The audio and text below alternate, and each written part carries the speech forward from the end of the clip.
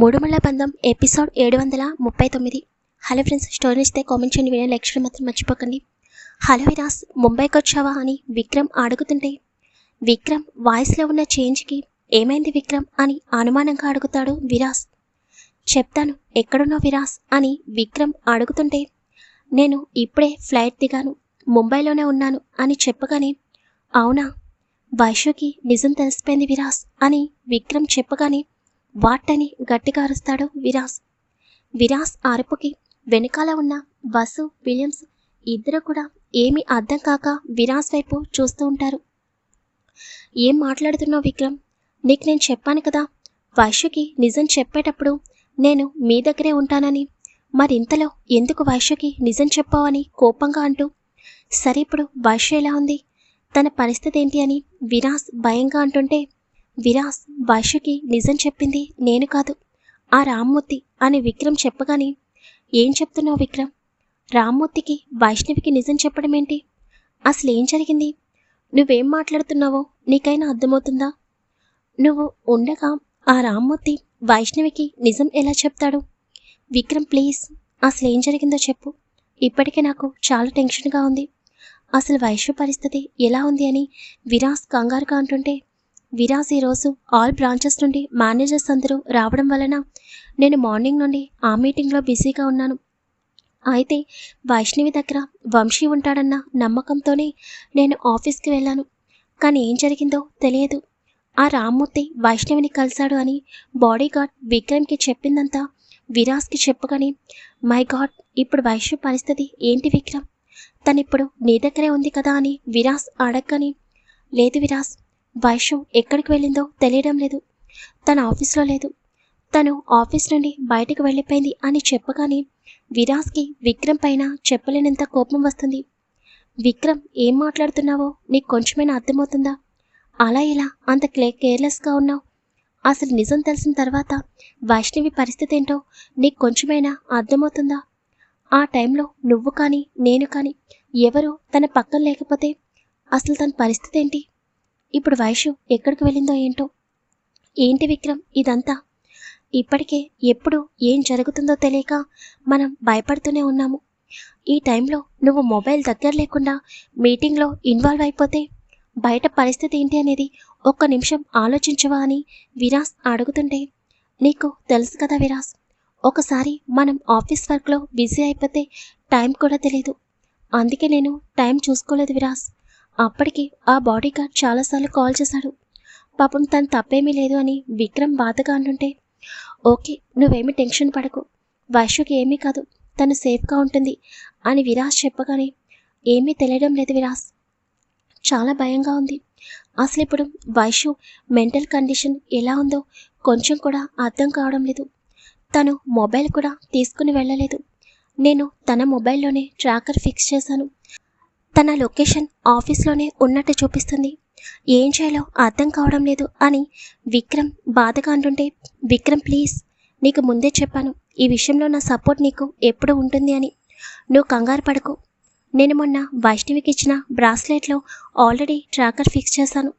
దాని ద్వారా వైష్ణవి ఎక్కడుందో ఈజీగా తెలుసుకోగలం అని అనగానే నిజంగానా అని విక్రమ్ ఆశ్చర్యంగా అడుగుతాడు. అవును, ఇప్పుడే నీకు ఆ ట్రాకర్ డీటెయిల్స్ అనేవి సెండ్ చేస్తాను. వైశ్య ఎక్కడుందో ఈజీగా మనం ఫైండ్ అవుట్ చేయగలం. నువ్వు ఎక్కువ టెన్షన్ పడకు, సరేనా అని అనగానే థ్యాంక్ యూ విరాస్, ప్లీజ్ అర్జెంటుగా డీటెయిల్స్ అనేవి షేర్ చేయవా అని విక్రమ్ అనగానే ఓకే అని చెప్పి ఇంకా విరాస్ ఫోన్ కట్ చేసి విక్రమ్కి ట్రాకర్ డీటెయిల్స్ అనేవి సెండ్ చేస్తాడు. తర్వాత విరాస్కి విక్రమ్ చెప్పింది ప్రతిదీ గుర్తుకొస్తుంటే రామ్మూర్తిని అక్కడికక్కడే చంపేయాలన్నంత కోపం వస్తుంది.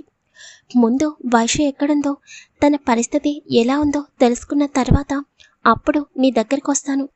నేను అనుకుంటూనే ఉన్నాను నీకు వైశ్య పేరెంట్స్ గురించి తెలుసని.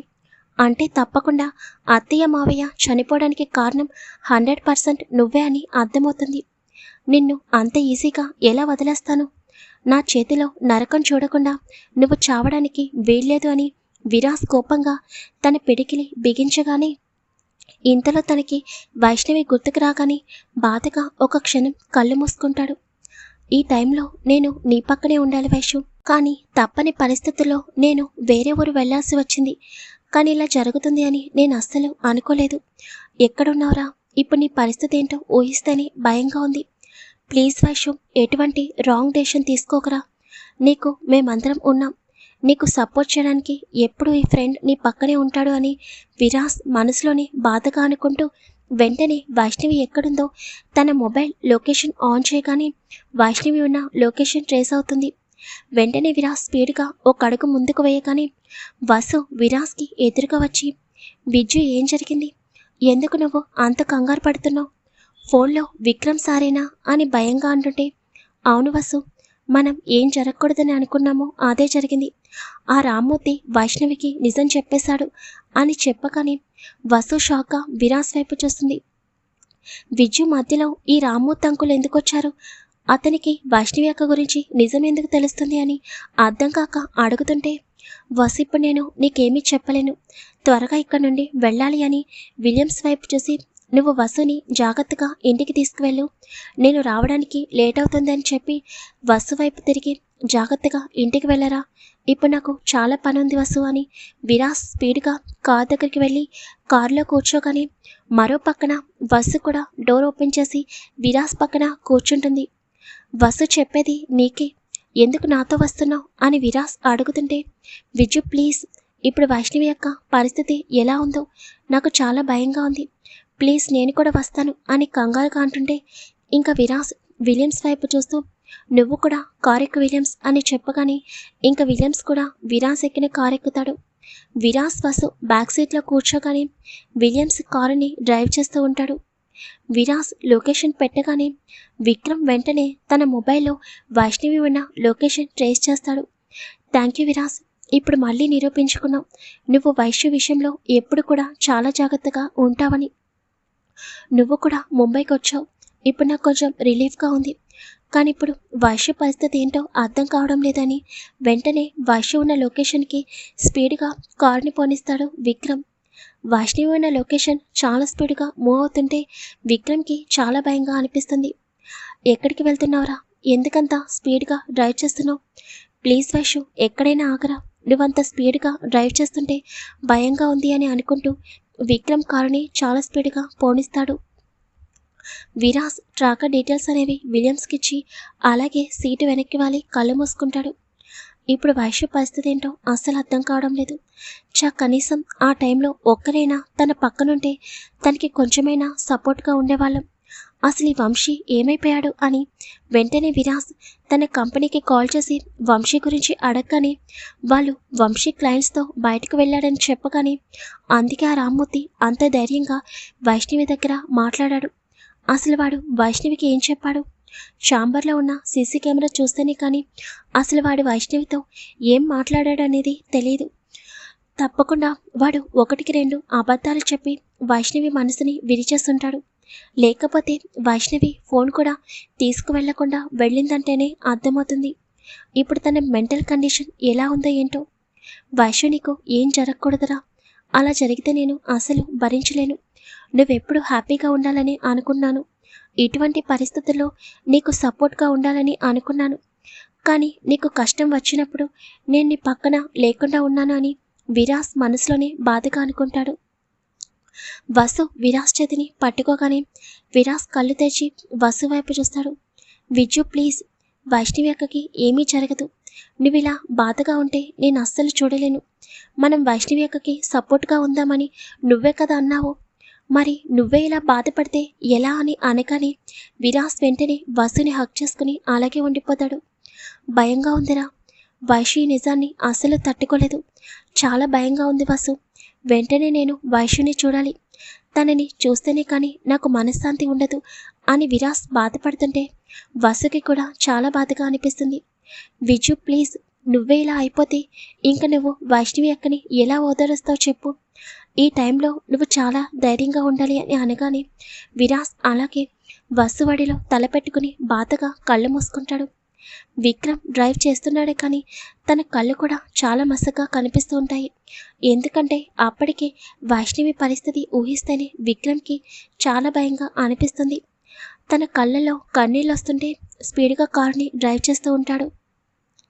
వైష్ణవి కారుని డ్రైవ్ చేస్తుంది, కానీ తన గమ్యం ఏటో కూడా తెలియడం లేదు. అలా చాలాసేపు డ్రైవ్ చేసి చివరగా కారుని సడన్ బ్రేక్ వేస్తుంది. కార్ని పక్కకి పార్క్ చేసి అలాగే అక్కడి నుండి నడుచుకుంటూ ముందుకు వెళ్తుంది.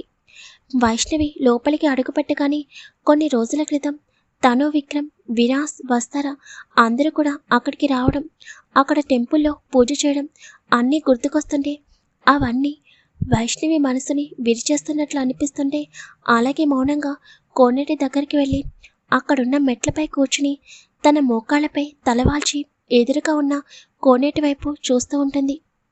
విక్రమ్ వైష్ణవి ఉన్న లొకేషన్కి చేరుకుంటాడు. విక్రమ్ కారు దిగి అక్కడున్న లొకేషన్ చూడగానే అది లాస్ట్ వాళ్ళు వచ్చిన టెంపుల్ అని తెలియగానే అక్కడి నుండి స్పీడ్గా టెంపుల్ లోపలికి వెళతాడు. టెంపుల్ మొత్తం వైష్ణవి గురించి వెతుకుతూ ఉండగా చివరగా వైష్ణవి టెంపుల్ కోనేటి దగ్గర కూర్చుని ఉండడం చూడగానే విక్రమ్ అడుగు అక్కడే ఆగిపోతుంది. వైష్ణవిని చూసిన తర్వాత అప్పుడు విక్రమ్ రిలీఫ్గా ఫీల్ అవుతాడు. ఎంత భయం వేసిందో తెలుసారా?